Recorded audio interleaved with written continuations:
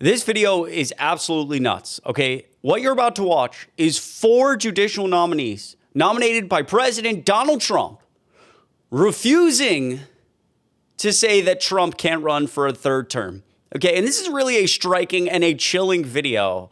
And before I hit play, why are they doing this? Well, they're doing this, number one, because we see the largest expansion of executive authority in this country's lifetime. The DOJ, the FBI, the CDC, the FDA, whatever 3-letter agency you can think of, has been hyper-politicized and can be wielded to Donald Trump's liking and is often wielded for Donald Trump's own personal gain, either power or money. He's 3 times his net worth, and however he can continue to rake in the cash and get more power, he will do. He directs the DOJ to go after his political opponents. He directs the FBI to do things. You know these things.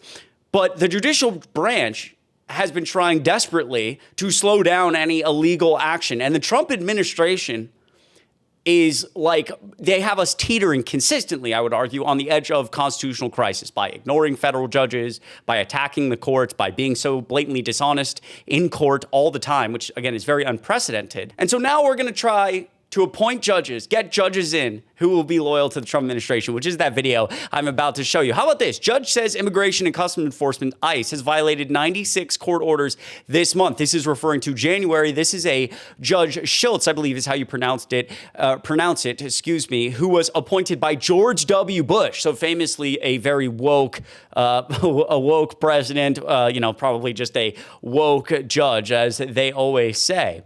And they wrote in an opinion in January, and the judge compiled a list of 26 ICE violations and accused the Trump administration of disregarding the rule of law, writing, quote, "This list should give pause to anyone, no matter his or her political beliefs, who cares about the rule of law." Judge Schultz wrote that ICE has likely violated more court orders this month, referring to January of 2026, than some agencies have violated in their entire existence. That is scary. What about this from a while ago? This is one of the most powerful pieces in the last 2 years, and I would argue, in The Atlantic, written by a Reagan-appointed judge, again, famously very woke, why I am resigning. In 1985, Ronald Reagan appointed me as a federal judge. I was 38 years old. At the time, I look forward to serving the rest of my life. However, I resigned Friday, relinquishing that lifetime appointment and giving up the opportunity for public service that I have loved. My reason is simple.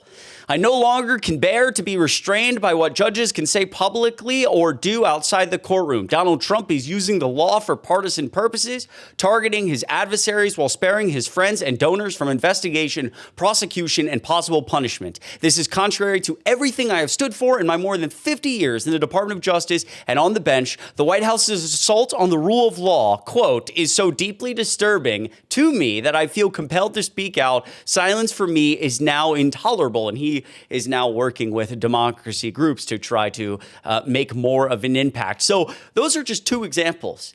As the rule of law, the assault on the rule of law from this administration is so extreme, why this is important. And you start to be able to peel back and understand, oh my God, this is why these judges are not answering the question, because they're loyal to Donald Trump. This video is absolutely insane. Let's hit play. Before we do, my name is Chris Mowrey. I'm 24. I really like democracy. I scream and yell about it all the time. If you appreciate the work I do, it'd mean a lot if you go down below, hit like and subscribe. I appreciate each and every one of you so much. There's other links in the description for Spotify and all my other social media accounts. You guys are the best. Mr. Mark, if I might, just tell me about the 22nd Amendment. What does it provide? The 22nd Amendment, Senator, my career has mostly been in criminal prosecution. I haven't had an opportunity to use that one specifically. Anyone able to help on the 22nd Amendment to the United States Constitution? Well, Senator, I believe it is the amendment that deals with a 2-term limitation on Correct. the service of it the states president. no person shall be elected to the office of the president more than twice. Mr. Mark, is President Trump eligible to run for president again in 2028? Senator, without considering all the facts and looking at everything, depending on what the situation is, this to me strikes as more of a hypothetical of something that could be. It's not a raised. hypothetical. Has President Trump been elected president twice? President Trump has been certified the President of the United States 2 times. Is he eligible to run for a 3rd term under our Constitution? I would have to review the All I need to actual tell you wording of is it. the language of the constitutional amendment that makes it clear that no, he is not eligible to run for a 3rd term. Anybody else brave enough to say that the Constitution of the United States prevents President Trump from seeking a third term? Anybody willing to apply the Constitution by its plain language in the 22nd Amendment? Nobody. All right, let's move on. 4 judicial nominees unwilling at the most basic level to say, no, Donald Trump cannot run for a third term. It is not a hypothetical. This is basic stuff. Oh man, that is so insane. And again, when we see not just on the judicial side, but what the DOJ has been doing in court arguing to judges, you start to understand why would we want more Trump-aligned judges? Well, you start to achieve more. This is a tweet I found today, for example. Not sure this is going to convince a judge. The latest department court filing, the Justice Department court filing, in dispute over its seizure of 2020 ballots from Fulton County invokes bad faith argument. Admin argues Trump's home was raided in 2023 by, quote, adversaries who sought to imprison him, prevent him from winning an election. And like this type of language and stuff from the Department of Justice is unprecedented, unprofessional, and is part of the reason that the DOJ is such a mess and has been failing so many cases. Judges, again, often saying they're violating court orders or they are being purposely bad faith or they're doing, stuff like this, purposely bad faith, just absurd, putting absurd things on the court docket. Take a listen to this from Todd Blanche. Again, let's just hyper-politicize it all. Give Donald Trump the ability to have more power and enrich himself at the cost of anything and everyone. The American people don't matter. Does anyone remember the fact that Donald Trump is suing his own people for $10 billion taxpayer dollars? This is how Todd Blanche responded when he was asked about that. Beyond that? Yeah. Do you want to weigh in on that? The president has this pending billion-dollar lawsuit against the IRS. He sort of said that this is like he's negotiating with himself. How can you assure, is there anything you can do to assure the American people that taxpayer dollars are being protected? How are those negotiations being handled? I'm most certainly not going to talk about ongoing litigation, and it wouldn't be appropriate for me to comment about that case given its status right now. Broadly with the the various interests, the competing interests there, right? You have the president in the White House pressing obviously for some personal money, and then you have him being your boss. How do you sort of, just broadly speaking, how do you sort of handle that sort of issue?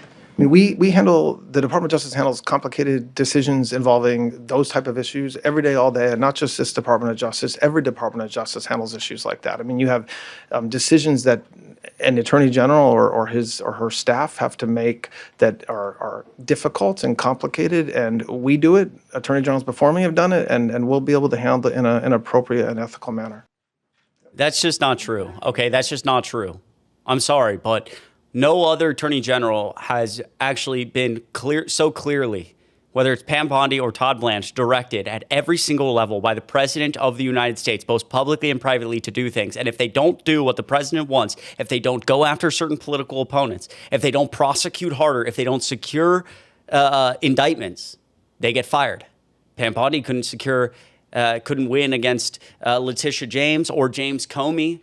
Didn't go after the political opponents hard enough, gone. So no, there is no way for the Department of Justice to go about this ethically. Todd Blanche will lose his job if he goes about it ethically. Trump's DOJ just filed what may be the most deranged written motion ever. It reads more like a true social post dictated by Trump himself. What an embarrassment. The motion is filled with inappropriate personal insults. It literally calls the National Trust for Historic Preservation name fake, all caps, and says the group is, quote, very bad for our country. It accuses them of suffering from Trump derangement syndrome and frames their lawyer as, quote, the lawyer for Barack Hussein Obama. And this, again, this is like one of the most ridiculous court filings you will see. The DOJ, like if you worked for the DOJ, you were the top of the top as a lawyer, as an attorney.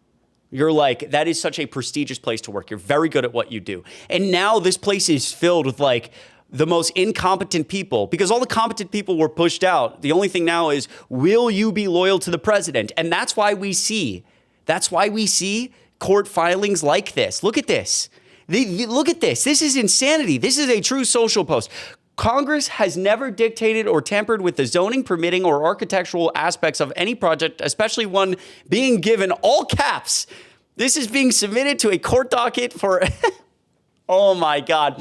Quote, all caps, free of charge as a gift to this country. Without such location, the president, blah, blah, blah, blah, blah. Trump derangement syndrome. And that's why the DOJ is failing a record number of cases. Unprecedented errors are eroding the credibility of Trump's Justice Department. Dismissal rate of criminal complaints in D.C. reaches 21% since crackdown began. This is an article from November 28th of 2025, okay? Dismissal rate of criminal complaints, 21%. And if we scroll down here, well, what was the dismissal rate before that? In a subsequent legal opinion, a federal magistrate judge said the errors were part of a broader pattern of unprecedented prosecutorial missteps, resulting in a 21% dismissal rate of the D.C. U.S. Attorney's Office criminal complaints over 8 weeks, compared to a 0.5% dismissal rate over the prior 10 years.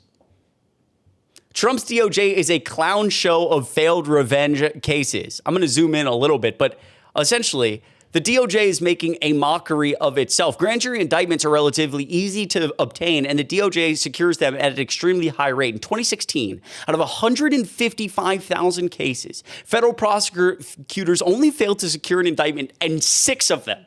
6 of them out of 155,000. Some prosecutors go their entire careers without failing to secure an indictment like this. Thus far in Trump's second term, his DOJ has failed to secure dozens of indictments.